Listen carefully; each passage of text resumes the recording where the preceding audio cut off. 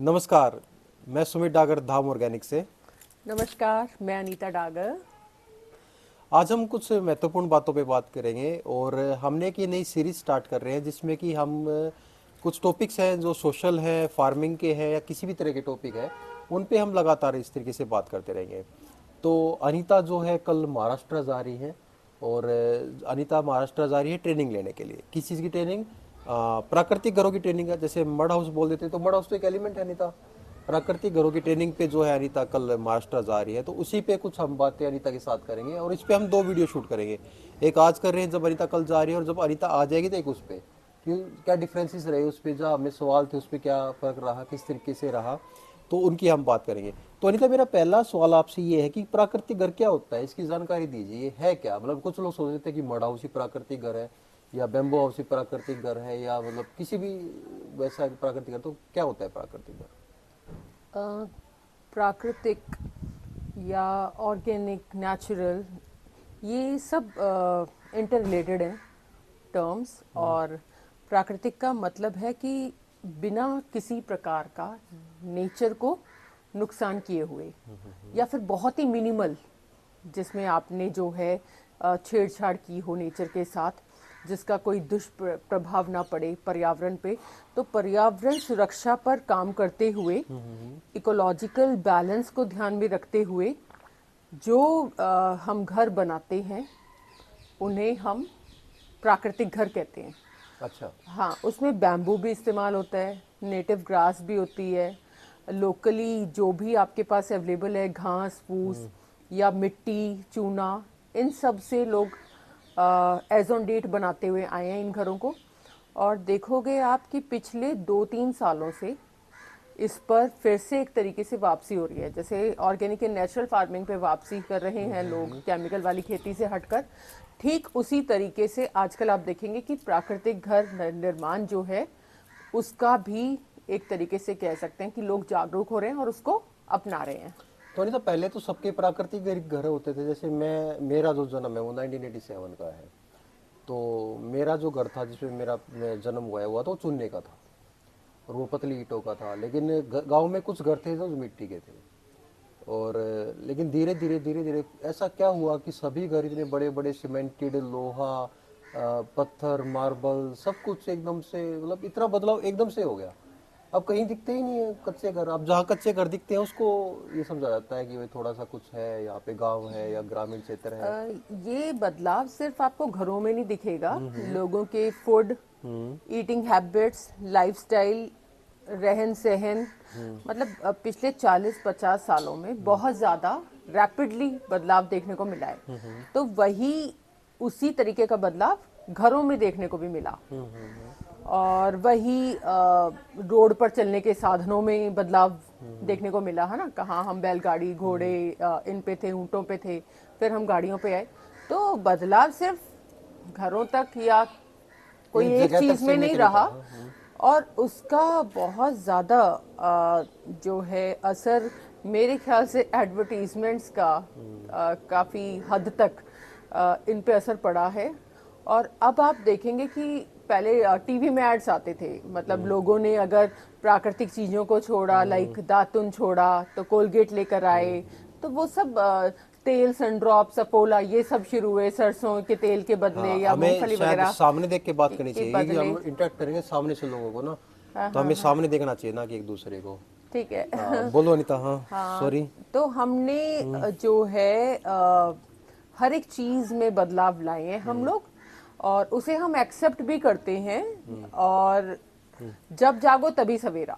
Okay. जब भी आप समझें कि जो चीज है आपको नुकसान दे रही है किसी भी प्रकार का, तो उससे हटना ज्यादा अच्छा है। देखो, नशे में भी देश है। क्यों हो जाते हैं? कई बार लोगों को पता ही नहीं होता कि इसका दुष्प्रभाव क्या होगा, है ना। इम्पैक्ट कोई बताता नहीं है इतने अच्छे से, तो लोग उसमें घुस जाते हैं। तो जब तक खुद, चाहे वैसे भी कोई कितना भी बता ले, पर जब तक खुद की इनर फीलिंग नहीं होगी, तब तक हम सुधार लाने को तैयार नहीं होते। तो अनीता, इसमें रहने के फायदे क्या है? इस घरों में क्यों रहा जाए? इन घरों में मतलब इसके क्या फायदे? It is a solution actually. Problem का सोल्यूशन है ये। हम पॉल्यूशन कह लें या कार्बन एमिशन कह लें, तो उन सब चीज़ों का सल्यूशन है क्या, हमारे पास विकल्प क्या है। अब लोगों से बात होती है, जिनके पास पैसा है वे कहते हैं देश छोड़ के चले जाएंगे, लोग कहते हैं दिल्ली छोड़ के चले जाएंगे, एनसीआर रीजन को हम छोड़ के चले जाएंगे। ठीक है, छोटे टाइम पीरियड के लिए आप कह सकते हैं 5-10 साल एक तरीके से आपका सेफ हो जाता है, पर जहाँ जाके हम भीड़ लगाते हैं फिर वही हाल वहाँ का भी हो जाता है। तो बेटर है कि जहाँ पे भी हम लोग हैं वहीं पे सल्यूशन के साथ हम उतरें। तो सल्यूशन यही है, जैसे अभी सेव अरावली का भी चल रहा है, लोग कह रहे हैं, अच्छी बात है, जागरूक हो रहे हैं और उसके लिए आवाज उठा रहे हैं, तो कहीं ना कहीं बदलाव देखने को मिलेगा और प्राकृतिक घर उसका सल्यूशन है। लेकिन अनीता, जैसे मेरा मानना है, जैसे कि हम कहते हैं पृथ्वी को खतरा है, प्रकृति को खतरा है, अरावली को खतरा है, समुद्र को खतरा है, मतलब ग्लेशियर को खतरा है, जीवों को खतरा है। खतरा किससे? हमसे ही है, मतलब खतरा हम ही किससे लोग है? बदलाव लाते हमसे ही हैं। तो है ना शायद। तो उसमें भी शायद आप बताइए कि खतरा है किससे? मानव से ही है खतरा। संपूर्ण जगत में जितने भी प्राणी हैं या जितने भी प्रकृति के को हम छेड़छाड़ करते हैं, क्लाइमेटिक चेंजेस हैं, वो सब हमारी ही देन है। तो हम ही जिम्मेदार हैं फाइनली। हम सबको ही उसका क्रेडिट जाता है, बर्बादी का। बर्बादी का हाँ, हमें ही तो जाता है श्रेय। हाँ, तो क्या ये घर बहुत ज्यादा कॉस्टली होते हैं? आजकल लोग मॉडर्न टेक्निक से इन घरों को बना रहे हैं और उसमें करोड़ करोड़ तक लगा के लोग प्राकृतिक घर बना रहे हैं। पर मेरी सोच इन चीज़ों के लिए अलग है। बहुत ही नॉमिनल कॉस्ट में होना चाहिए, ये सस्टेनेबल होना चाहिए। हाँ, लेबर इंटेंसिव होता है तो थोड़ा महंगा पड़ता है क्योंकि मैनुअली सारा काम होता है, पर इतना भी नहीं कि एक बॉम्ब हो, है ना। फिर क्या फायदा है, 2-4 लोग ही उसे शोपीस की तरह बना पाएंगे। तो अगर बदलाव चाहिए, बड़े स्तर पे चाहिए, तो ये इकोनॉमिकल होना इनका बहुत ज़रूरी है। तो मॉडर्न आर्किटेक्ट में ना जाएं, बहुत सिंपल इनका आर्किटेक्ट हम लोग रख सकते हैं और बहुत नॉमिनल पैसों में वो बन के तैयार भी हो सकता है। तो जो ये घर है अनीता, ये क्या गरीबों के लिए ही है क्या? नहीं, ये किसने कहा कि गरीबों के लिए ऐसा ही तो है। समझा जाता है कि जो कच्चे घरों में रह रहा है, इसको कच्चा घर कैसे कहा जाता है? नहीं, हमारी पुरानी इमारतें आप देखेंगे और जैसे ताजमहल है या कोई भी फोर्ट है, किला है, बड़े बड़े कहीं भी चले जाएं, तो बेसिकली वो एक तो जो उनको आसपास पत्थर मिल जाता था, है ना। नहीं, ताजमहल का तो कहा जाता है वहां से पत्थर आया, वहां से पत्थर आया, हाथियों पे पत्थर आया, राजस्थान से आया। ताजमहल में तो यही कहा जाता है कि वहां से उस आया पत्थर, स्पेशल स्पेशल पत्थर मंगाए गए थे। बिल्कुल, ये उसमें कहा भी तो जाता है मतलब कि हाथियों ने खींचा हाथियों था, पे है ना, वो पत्थर उन आए पे थे, जो किया था। इतिहास में पढ़ा गया है। हाँ, तो वो जो हाँ कोर्ट बने हैं, हाँ, मतलब वो जो बनाया राजा महाराजाओं ने, जिनका शासन उस वक्त चल रहा था, तो वो तभी कह सकते या हो तो कि ये कहा वन जा ऑफ द सकता। वंडर्स में वो इसी रीजन से बहुत है। ज्यादा पैसा लगा था उस समय, इतना हाँ, पैसा लगा था कि आज उसको कैलकुलेट किया जाए तो कई अरब वो खरब रुपया हो सकता है। बिल्कुल। लेकिन बात ये है कि शायद इसमें ये रहना चाहिए कि जिस क्षेत्र में हम रहते हैं, हाँ जी। हम पहाड़ी क्षेत्र में रहते हैं तो पहाड़ी क्षेत्र में, हम मैदानी क्षेत्र में रहते हैं तो वैसे, हम किसी ऊंच नीच क्षेत्र में रहते हैं, पठारी क्षेत्र में रहते हैं। अब जैसे मेरे मामा लाड़ोसराय है मेहरौली की तरफ, तो वहाँ अरावली क्षेत्र था वो, तो वहाँ ज्यादातर घर पत्थरों के थे क्योंकि अरावली थी, अरावली से उनको पत्थर मिलता था। तो अगर इंसान खुद निकाल के अपने घर बना रहा है तो शायद इतना शोषण नहीं करेगा, लेकिन इंडस्ट्री उसको निकालने लग जाती है तो वो बहुत ज्यादा खोद देती है। अब इंसान को घर भी कितना बड़ा चाहिए। अब मान लीजिए हमने एक कमरा बनाया तो हमारे लिए जैसे एक कमरा बहुत है, तो हमें हमें जब खुद निकालना होगा तो हमसे एक कमरा ही बनेगा, है ना। लेकिन जब बहुत सारे लोग उसमें मशीनों के साथ काम करने लग जाएंगे, वो करने लग जाएंगे, तो फिर बड़ी बड़ी वो बनने लग जाती हैं। तो फिर उतनी मिट्टी भी कहाँ से आएगी, इतना बैम्बू भी फिर मतलब। वैसे सुमित, चाहे हम सीमेंट यूज करते आए हैं या ये, लेकिन हमने लिमिट क्रॉस कर दी। आप ये देखो कि अगर 100 गज का किसी का एरिया होता है, उसमें 70% कहा जाता है कि वो पेड़ पौधे उठने बैठने का कच्चा होना चाहिए। ठीक है, आपने चलो पक्का या मजबूत समझ के आप सीमेंट ले आए या मार्बल ले आए, आपने वो लगा लिया, पर इतना थोड़ी ना होता है कि आपने 100 गज जमीन ली और 100 के 100 में आपने कंस्ट्रक्शन कर दिया। फिर आप पॉट्स में अपना 15-20 गमले, वो भी कंक्रीट के बने हुए गमले या प्लास्टिक के, फिर उनमें आप पेड़ पौधे लगा रहे हो, कह रहे हो ग्रीनरी हो रही है। सबसे पहली बात तो वो पेड़ वगैरह इतना डिस्ट्रक्शन करके तो फिर आपका घर बन रहा है, कहीं वुड इतनी महंगी आ रही है, कहीं कुछ, है ना, और फिर आप वो 2-4 पेड़ पौधे लगा रहे हो, ग्रीनरी कर रहे हो, वो कंपनसेशन है ही नहीं। प्रकृति के साथ जो छेड़छाड़ हुआ, तो घर भी अगर पक्के मकान भी बनाए गए हैं तो उसमें ये नहीं ध्यान दिया गया नॉर्मल चीजों का। आप साउथ में जाके देखोगे, अब जाके ट्रेंड थोड़ा सा बदला है, वो भी थोड़ा सा अपने स्पेस को अब ऑक्यूपाई करने लगे। नहीं तो एक घर बना होता, वेल भी है वहाँ, रेन वाटर हार्वेस्टिंग वेल भी क्या है, होता है? कुआं भी अच्छा, है, अच्छा। रेन हाय राम, वेल भी बताना पड़ेगा क्या होता है। तो वो सस्टेनेबिलिटी में बिलीव करते हैं, और किचन के पानी को मैनेज कर रहे हैं, पेड़ पौधों में जा रहा है, घर की जो वेस्टेज है, वेस्टेज तो मैं खैर कहती ही नहीं हूँ, कुछ वेस्ट होता ही नहीं है, खैर वेल्थ ही कहती हूँ मैं, किचन वेल्थ जो होता है उसको भी वो अच्छे से डिकम्पोज करते हैं, खाद वगैरह उससे बनाते हैं। हमारे यहाँ पे ये चीजें नहीं है, क्योंकि कच्चा घर ही नहीं है ना।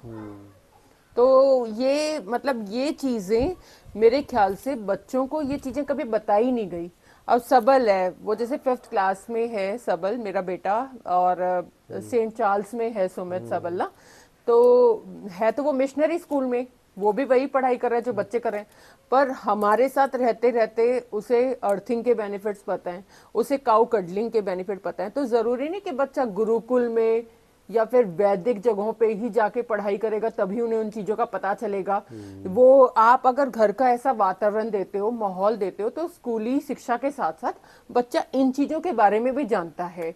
तो हमें बच्चों को अपने इस हिसाब से तैयार करना होगा, सिर्फ यही नहीं कि हाँ मेरा बच्चा अगर महाभारत रामायण या स्पिरिचुअलिटी की तरफ जा रहा है तो वो उसमें स्कूलिंग का कोई रोल है, नहीं, वो पेरेंट का भी उतना ही रोल होता है ना, कि आपने वैल्यूज क्या दी हैं बच्चों को। तो वो संस्कार, वो अपब्रिंगिंग हमें बच्चों की इस हिसाब से रखनी पड़ेगी कि इन्हें पता हो कि भाई बेटा सीमेंट का घर नहीं बनाना आगे चल के, he should know the reason कि क्यों नहीं बनाना। तो वो रीजनिंग बच्चों को पता होना बहुत जरूरी है। हाँ, और वो हम बच्चों को बताते नहीं हैं कि ये जो हमने घर बनाया कितना डिस्ट्रक्शन के बाद बना है, ताकि वो सोसाइटी के इन्फ्लुएंस में आके गलतियां ना करें। मेजॉरिटी तौर पे ऐसी गलतियां वैसे सोसाइटी को दिखाने के लिए भी होती हैं, दिखावा जिसे हम कहते हैं बहुत ज्यादा चल रहा है, बेहिसाब दिखावा चल रहा है, हर एक चीज में चल रहा है। तो वो दिखावा लोगों को मार रहा है, लोग समझ भी रहे हैं दिखावा कर रहे हैं, दिखावा कर रहे हैं, स्टिल वो करे जा रहे हैं, पता भी है दिखावा कर रहे हैं, सामने वाला भी कर रहा है। लोग उससे बाहर जिस दिन निकल जाएंगे तो मेरे ख्याल से बहुत कुछ पर्यावरण के लिए अच्छा कर पाएंगे। अनिता, इसकी ट्रेनिंग इतनी महंगी क्यों है और इसके मिस्त्री भी ऐसे क्यों नहीं मिल जाते जैसे ये बाकी घरों के मिस्त्री हमें चौराहे पे खड़े मिल जाते हैं, आप 5 लोग बैठो, इसका ठेका ले लो, इतने बाई इतने स्क्वायर फीट का ये बना दो और ऐसा हो जाएगा। तो क्योंकि इसके देखो 40-50 इसकी सालों ट्रेनिंग तो बहुत में, महंगी है। 40-50 सालों में एक आध लोगों ने ही बनाया, जिन्हें जागरूकता थी, जिन्हें अवेयरनेस था, उन्होंने थोड़ा बहुत फिर भी बना लिया। पर 40-50 साल से सीमेंट ने ही कब्जा इतना कर रखा है कि लोगों को पता ही नहीं कि अगर चूना भी मिलाना है तो किस प्रपोर्शन में मिलेगा, उसकी क्या रहेगा, कैसे मिलाना है, कैसे तैयार करना है। मटेरियल तैयार नहीं करना आता तो फिर वो कंस्ट्रक्ट कैसे करेंगे। तो 40-50 सालों में किसी ने किया ही नहीं, अब आने वाले बच्चे भी नहीं जानते क्योंकि उनके माँ बाप ने नहीं किया जो मिस्त्री रह चुके ना। तो ये चैलेंजेस आ रहे हैं। फिर आप कह रहे हैं कि वर्कशॉप जो है महंगी होती है, वर्कशॉप का फैसिलिटीज के ऊपर है। देखिए हमने भी अभी रिसेंटली वर्कशॉप की थी, दैट वाज ऑन डिजाइनिंग, और बहुत ही नॉमिनल चार्जेस थे उसके 5,000 रुपए, पर उसमें हमारे खर्चे नहीं निकल पाए ना, फ्रैंकली स्पीकिंग। तो next time when we would be doing तो सारी कैलकुलेशन हम लोग करेंगे। और हर कोई सोचता है कि भाई मैं कर रहा हूँ और अच्छा काम आप कर रहे हो, तो इसका मतलब ये नहीं कि वो हमेशा फ्री में ही होगा।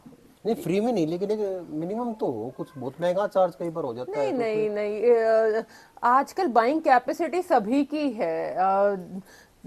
अगर किसी की इच्छा शक्ति है कमाने की तो वो पैसा कमा लेता है। आप एक लेबर को ही उठा के देखिए, अगर हस्बैंड वाइफ हैं 2 लोग और उनके 2-3 बच्चे हैं तो वो उनको भी काम पे लगा देते हैं। और नॉर्मल रेट बता रही हूँ मैं कि 15,000 वाइफ ले रही होंगी कहीं काम का, या 10-12 ले रही होंगी, हस्बैंड 15 ले रहे होंगे, बच्चे 2-3 ले रहे होंगे। आप मंथली बजट देखिए कि एक इस तरीके की फैमिली जो है लेबर इंटेंसिव काम करने वाली, वो कितना कमा लेती होगी। मतलब जो इस पे काम हाँ, करती है जैसे मिस्त्री हस्बैंड बन के। वाइफ हैं और 2-3 उनके बच्चे हैं, तो वो कितना कमा लेते होंगे। वो महीने का 50-60 हज़ार आराम से कमा रहे हैं। हाँ, इजीली कमा लेते हैं। और आराम उनके से। खर्चे फिर कितने होते होंगे, राशन वगैरह भी उन्हें गवर्नमेंट से मिल जाता है, तो उनके खर्चे इतने ज्यादा नहीं होते। तो it is not about afford कितना कर पाएंगे कितना नहीं। लोगों के पास पैसा है पर उन्हें अगेन ये नहीं पता चल रहा कि कहाँ स्पेंड करें। आप शादियों में देखेंगे हजार हजार वैरायटी बन रही है, भाई आप हजार वैरायटी मत बनाइए ना, आप दो चार वैरायटी बनाइए। आप कपड़े इतने खरीद रहे हैं, उसकी शादी के नए, उसके कई बेड भरे हुए हैं अलमारियों में, मुंह पे पड़ रहे हैं आपके कपड़े, क्यों आप इतना खर्चा कर रहे हैं?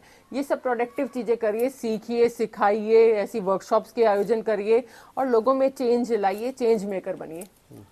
कब तक हम, अब देखो बढ़िया। सुमित, कब तक हम सरकारों को रोते रहेंगे? लेकिन सरकार जैसे ट्रेनिंग के बाद भी तो इंसान अपने आप को ठगा सा महसूस करता है कि मैंने क्या सीखा, कुछ भी नहीं सीखा मैंने चीटिंग तो। इज एवरीवेयर ना, करप्शन तो हर जगह है। ऐसे सिखाने वाले भी कई लोग होते हैं जो पैसा ले लेते हैं, कुछ सिखाते नहीं है, बर्थ नहीं होता, and later on people realize कि हमें लूट लिया गया, हमें कुछ आया ही नहीं।